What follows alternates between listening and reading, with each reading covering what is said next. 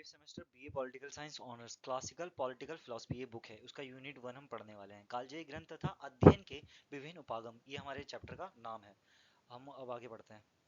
First है इसका कालजयी ग्रंथ। कालजयी के ग्रंथ के बारे में पढ़ते हैं, जिसका प्रयोग देश काल की सीमाओं से परे हो और संपूर्ण मानव जाति के स्थायी महत्व की वस्तु हो। इसको कालजयी ग्रंथ का, ये आपको अगर आप चाहते हो कि इसे समझा रहे तो समझाना हमारा फायदेमंद नहीं है। आप इसे जैसे लिखे हो एज इट इज वैसे लिखोगे तो ज़्यादा मार्क हो, ज़्यादा नंबर आपको मिलेंगे। बस दो यहाँ पे ऐसे कॉमा लगा देना, बस नंबर पक्के आपके 50। कई नाम कई नाम कौशिक ग्रंथ, इसके कई सारे नाम हैं। कौशिक ग्रंथ, चिरकारिक ग्रंथ ग्रंथ और गौरव ग्रंथ, कालजयी ग्रंथ और अमर कृति की भी संज्ञा दी जाती है इसे कभी कभी। प्लेटो, इसकी ये बुक है। तीन बंदे के नाम है जो ये तीनों बंदे हमको पूरे चैप्टर में परेशान करेंगे। प्लेटो, रिपब्लिक इसकी बुक का नाम है। अरस्तु, द पॉलिटिक्स इसकी बुक का नाम है। मैकियावेली, प्रिंस इसकी बुक का नाम है। अब गौरव ग्रंथ की इसकी विशेषता क्या है?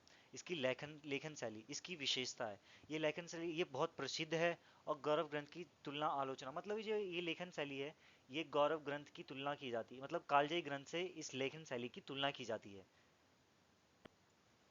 ये हमने इतना आपको बता दिया तो इसका मतलब ये नहीं इतना ही पेपर में आएगा। ये पास होने के लिए है। अगर आप एज इट इज लिखते हो तो पास हो जाओगे। मैं कोशिश करूंगा कि आप इस बुक को पढ़ो। बुक को पढ़ोगे तब जाके आपको ज़्यादा समझ में आएगा। ये पॉइंट आपको सारे मिलेंगे। अब हम पढ़ते हैं समस्याएं। गौरव ग्रंथ की व्याख्या जो करते हैं उसमें समस्याएं हमें क्या क्या आती हैं। तो हमें बहुत सारी समस्याएं, वैसे मैं कॉमन सी चीज़ बताता हूँ कि अगर अगर हम क्या बोलूँ, जैसे मान के चलो कि अगर कोई बुक पहले ज़माने में लिखी हो, पहले के टाइम पर, तो अभी तक आते आते चेंज हो जाती है, उसकी लैंग्वेज चेंज हो जाती है। और जो जो भी बंदा, जो भी इतिहासकार, जो भी दार्शनिक उसको लिखता है, वो सारे दार्शनिक अपनी भाषा में लिखते हैं और अपने एरिया की भाषा के चक्कर में वो आते आते चेंज हो जाता है। वो उसको पढ़ने का और उसको मतलब तो अध्ययन करने का तरीका बदल जाता है। वही इसमें लिखा हुआ है।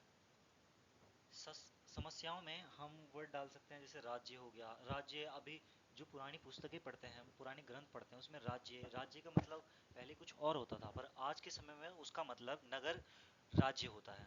और अपनी भाषा अपनी तरफ ही सब कुछ अलग अलग होता है। और वैसे ही एक आता है वर्ग। वर्ग भी अलग ही एक लैंग्वेज है। ये अगर हम कहीं पे पहले पुस्तक के ग्रंथ पढ़ेंगे तो उसमें वर्ग का मतलब होता है, जैसे किसी ने बांटा है वर्ग में कि वैश्य, क्षत्रिय, शूद्र, ये चार वर्ग में डाल बांट दिया। और किसी ने बांटा है कि मतलब उच्च वर्ग, मध्यम वर्ग और निम्न वर्ग, इसमें बांटा है। कोई वर्ग मतलब श्रेणी में डाल देता है, श्रेणी, क्लास। क्लास तो मतलब वर्ग को ही कहते हैं। ये मतलब अलग अलग टाइप है। एक ही चीज़ के बहुत सारे मीनिंग होते हैं। इस मीनिंग को हम नहीं समझ पाते, इसीलिए ये समस्याएं में यही आता है। हमें किसी भी चीज़ का अध्ययन करने से पहले वहाँ की पूर्ण जानकारी होनी चाहिए। अगर हमें उसके बारे में पता नहीं होगा तो हम, जाहिर सी बात है, हम हमें बहुत कठिनाई होगी। तो इसीलिए पहले उसे पढ़ना ज़रूरी था, और अब भी है। गौरव ग्रंथों के विभिन्न उपागम यानी जो गौरव ग्रंथ है हमारे, उसके जब हम अध्ययन करते हैं, व्याख्या करते हैं, तो उसमें कई तरीके दिए गए हैं। 7 तरीके हैं किस किस तरीके से व्याख्या करी गई है। तो ये ऐतिहासिक उपागम है, उत्तर आधुनिक उपागम है, नया ऐतिहासिक उपागम है, मार्क्सवादी उपागम है, महिलावादी उपागम है, सर्वाधिकारवादी उपागम है और मनोविश्लेषणात्मक उपागम है। तो समय समय पर ये उपागम करे गए हैं, ये गौरव ग्रंथों की व्याख्याएं करे गए हैं, अलग अलग दार्शनिकों ने करे हैं इनके। दार्शनिकों। दार्शनिक ने करे हैं, सॉरी। अच्छा। जो हमारा ऐतिहासिक उपागम है पहला, ये 1930 से 40 के दशक में बहुत प्रसिद्ध था। ये उत्तर आधुनिक उपागम है। इसकी उत्पत्ति का श्रेय व्यवस्थावादी दार्शनिकों की असफलता को दिया जाता है। और इसके अंदर एक ये सांस मत ले। एकीकृत व्यवस्था दर्शन नहीं है। इसके अंदर एकीकृत और व्यवस्थावादी दर्शन दर्शन नहीं होता है। 1960 के दशक में नया ऐतिहासिक उपागम दिया, ये आरजी ने दिया था। आरजी एक दार्शनिक है, मतलब व्यक्ति है, उन्होंने इसके बारे में बताया था 1960 के दशक में। मार्क्सवादी जो उपागम है, इसके अंदर दो वर्गों के बारे में बताया गया है। पहला वर्ग वो है जो शोषित और दूसरा शोषक। एक तो जो शोषण करता है और एक जिसके ऊपर होता है, उन दोनों के बारे में बताया गया है इस मार्क्सवादी उपागम के अंदर।